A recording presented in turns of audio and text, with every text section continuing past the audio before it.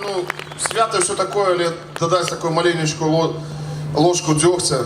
Сегодня было затрымано каля 8 человек з Луцку, вот я там спяваў, а пасля гэтага затрымлівалі людзей, і таксама застаюцца яшчэ і палітвязні, ведаеце, там анархісты, і не толькі, і людзі сядзяць, і вот затрымалі нашага народнага паэта Некляева. Ну, все гэта вельмі непрыемна. Хацелось бы, ведаеце, каб на наступны раз, каб гэта не было один раз, каб 101-я гадавіна, а чым яна горшая, мне, напрыклад, больш яшчэ падабаецца.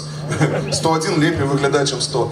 Каб мы зноў сабраліся тут, і каб не было вот гэтага ціску, таму што мы ўсе людзі, мы ўсе адзін народ, мы ўсе розных поглядаў, магчыма, у нас розны колер вачэй, розны колер нават твару, мы розных нацыянальнасцяў.